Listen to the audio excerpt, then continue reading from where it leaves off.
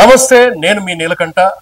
Red BBC news ద్వారా ప్రతిరోజు సరికొత్త టాపిక్ తో నేనైతే మీ ముందుకు వచ్చేస్తున్నాను. అయితే ఇక టాపిక్ లోకి వెళ్ళిపోదాం.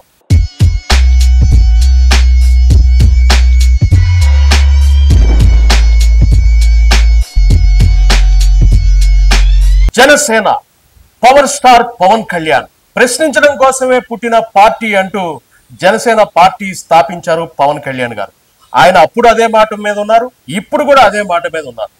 కేవలం ఒకే ఒక్క స్థానంతో గతంలో గెలిచినటువంటి జనసేన ఈరోజు పక్కన 2 అంకెతో 21 స్థానాల్లో విజయభేరి మోగించింది. పవన్ కళ్యాణ్ గారు ఎప్పుడు ఒకే మాట చెప్తుంటారు, పేదల కోసం వచ్చిన పార్టీ ఇది, పేదల తరపున పోరాడే పార్టీ ఇది, పేదలకి అన్యాయం జరిగితే ఒక్కొక్కరి తాట తీస్తాం మా పార్టీ తరపున, పేదవాడికి ఎప్పుడు న్యాయం జరగాలి, వాళ్ళకి ఎప్పుడు అండగా ఉండాలి, వాళ్ళ కోసమే జనసేన పార్టీ స్థాపించాం. ఇలా పవన్ కళ్యాణ్ గారు పదే పదే చెప్తూ వచ్చారు. అయితే ఇప్పుడు అధికారంలోకి వచ్చారు. కూటమి సహాయంతో 21కి 21 సీట్లు గెలిచి అధికారంతో వచ్చారు.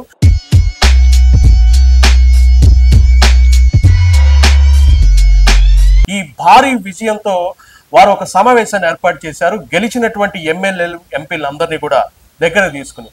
అయితే గతంలో 10 సంవత్సరాలు విపరీతమైనటువంటి కష్టాలు అనుభవిస్తూ ఎన్నో ఒడిదుడుకులు ఎదుర్కొంటూ ఎన్నో మాటలు పడుతూ అవమానాలు ఎదుర్కొంటూ కూడా ప్రజల్లోనే ఉంటూ జన సైనికుల ఆధారంతో వీర మహిళల ఆధారంతో వారి యొక్క అండదండలతో పవన్ కళ్యాణ్ గారు పార్టీని నడుపుకుంటూ వచ్చారు. అయితే ఈ క్రమంలో గెలిచిన తర్వాత ఈ 21 మందిని వారు సమావేశపరిచి ఒక మాట అన్నారు, మనం 21 స్థానాలు గెలిచాం, ఇది 10 సంవత్సరాల కష్టం, ఈ కష్టం గుర్తు పెట్టుకుని మనం అనుక్షణం ప్రజల్లో ఉండాలి, అధికారం ఉంది ప్రజలకి సేవ చేయడానికి, అంతేకాని అధికారం మతంతో కనుక మనం మర్చిపోయి మన స్వలాభాన్ని చూసుకుంటే మాత్రం మనల్ని మళ్ళీ ప్రజలు పక్కన పెట్టేస్తారు. కాబట్టి ప్రతి క్షణం కూడా ప్రజలకు సేవ చేయాలి, వాళ్ళ సాధక బాధకాలు ఏంటో తెలుసుకుని మనం ఆచితూచి వారికి ఇచ్చినటువంటి హామీలు కానీ ఏవైనా సరే నెరవేర్చే ప్రయత్నం చేస్తూ ఉండాలి నిరంతరం అని చెప్పి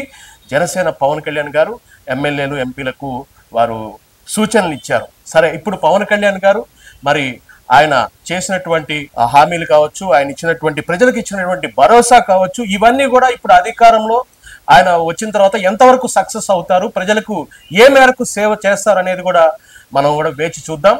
ఇది ఇవాళ టాపిక్. ఈ టాపిక్ పైన మీ అమూల్యమైన అభిప్రాయాన్ని కామెంట్ రూపంలో తెలియజేయగలరు.